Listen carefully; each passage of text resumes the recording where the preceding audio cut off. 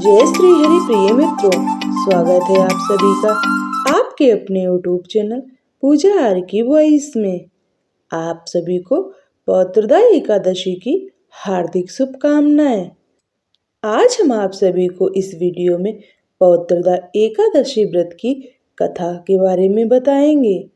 इस समय पौष मास का पावन महीना चल रहा है। पौष मास के शुक्ल पक्ष में पड़ने वाली एकादशी तिथि को पुत्रदा एकादशी के नाम से जाना जाता है। सनातन धर्म में एकादशी का बहुत अधिक महत्व होता है। हर माह में 2 बार एकादशी पड़ती है, एक कृष्ण पक्ष में और एक शुक्ल पक्ष में। साल में कुल 24 एकादशी पड़ती हैं। एकादशी का पावन दिन श्री हरि विष्णु को समर्पित होता है।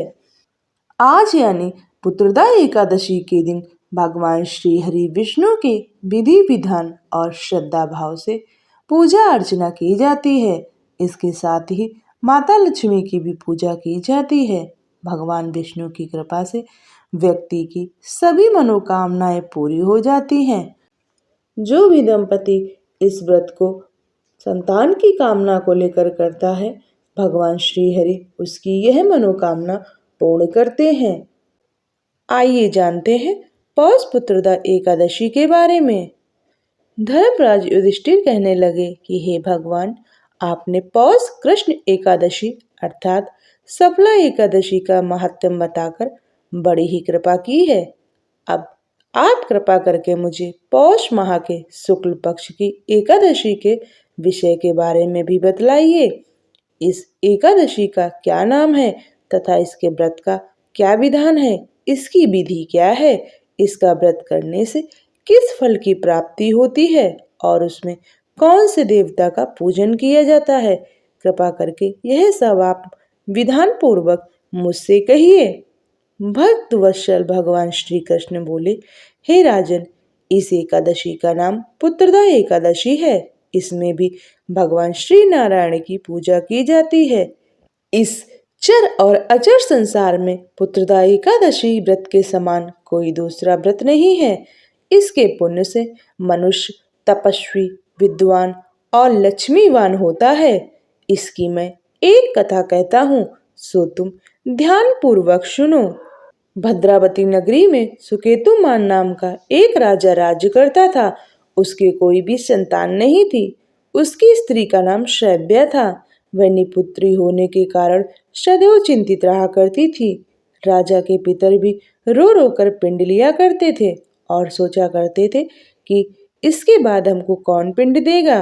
राजा को भाई बांधव, धन, हाथी घोड़े, राज और मंत्री, इन सब में से किसी से भी कोई संतोष नहीं होता था। वह सदैव यही विचार करता था कि मेरे मरने के बाद मुझको कौन पिंडदान करेगा। बिना पुत्र के पितरों और देवताओं का ऋण मैं कैसे चुका सकूंगा। जिस घर में पुत्र ना हो उस घर में सदैव अंधेरा ही रहता है। इसलिए पुत्र उत्पत्ति के लिए प्रयत्न करना चाहिए। जिस मनुष्य ने पुत्र का मुख देखा है वह धन्य है। उसको इस लोक में यश परलोक में शांति मिलती है, अर्थात उनके दोनों लोक सुधर जाते हैं। पूर्व जन्म के कर्म से ही इस जन्म में पुत्र धन आदि प्राप्त होते हैं। राजा इसी प्रकार रात दिन चिंता में लगा रहता था। एक समय तो राजा ने अपने शरीर को त्याग देने का निश्चय किया, परंतु आत्मघात को महान महापाप समझकर उसने ऐसा नहीं किया। एक दिन राजा ऐसा ही विचार करते हुए अपने घोड़े पर चढ़कर वन को चल दिया तथा पक्षियों और वृक्षों को देखने लगा। उसने देखा कि वन में मृग, बाघ, सूअर, सिंह, बंदर, सर्प आदि सब भ्रमण कर रहे हैं। हाथी अपने बच्चों और हथनियों के बीच घूम रहा है। इस वन में कहीं तो गीदड़ अपने कर्कश स्वर में बोल रहे हैं, कहीं उल्लू ध्वनि कर रहे हैं। वन के दृश्यों को देखकर राजा सोच विचार में लग गया। इसी प्रकार आधा दिन बीत गया। वह सोचने लगा कि मैंने कई यज्ञ किए, ब्राह्मणों को स्वादिष्ट भोजन से तृप्त किया, फिर भी मुझको दुख प्राप्त हुआ। आखिर ऐसा क्यों है। राजा प्यास के मारे अत्यंत दुखी हो गया और पानी की तलाश में वह इधर उधर फिरने लगा। थोड़ी दूरी पर राजा ने एक सरोवर देखा। उस सरोवर में कमल खिले थे तथा सारस हंस मगरमच्छ आदि विहार कर रहे थे। उस सरोवर के चारों तरफ मुनियों के आश्रम बने हुए थे। उसी समय राजा के दाहिने अंग फड़फड़ाने लगे। राजा शुभ शकुन समझकर घोड़े से उतरकर मुनियों को दंडवत प्रणाम करके बैठ गया। राजा को देखकर मुनियों ने कहा, हे राजन, हम तुमसे अत्यंत प्रसन्न हैं। तुम्हारी क्या इच्छा है, सो कहो। राजा ने पूछा, महाराज, आप कौन हैं और किस लिए यहाँ आए हैं? कृपा करके बताइए। मुनि कहने लगे कि हे राजन, आज संतान देने वाली पुत्रदा एकादशी है।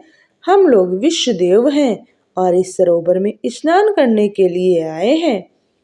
यह सुनकर राजा कहने लगा कि महाराज, मेरी भी कोई संतान नहीं है। यदि आप मुझ पर प्रसन्न हैं तो एक पुत्र का वरदान दीजिए। मुनि बोले, हे राजन, आज पुत्रदा एकादशी का व्रत है। आप अवश्य ही इस व्रत को करें। भगवान की कृपा से अवश्य ही आपके घर में पुत्र का आगमन होगा। मुनि के वचनों को सुनकर राजा ने उसी दिन एकादशी का व्रत किया और द्वादशी को उसका पारण किया। इसके पश्चात मुनियों को प्रणाम करके वह महल वापस आ गया। कुछ समय बीतने के बाद रानी ने गर्भ धारण किया और 9 महीने के पश्चात एक पुत्र हुआ। वह राजकुमार अत्यंत शूरवीर, यशस्वी और प्रजापालक हुआ। श्री कृष्ण बोले, हे राजन, पुत्र की प्राप्ति के लिए पुत्रदा एकादशी का व्रत करना चाहिए। जो मनुष्य इस महात्म्य को पढ़ता या सुनता है, उसे अंत में स्वर्ग की प्राप्ति होती है। जय श्री हरि। लक्ष्मी नारायण की जय।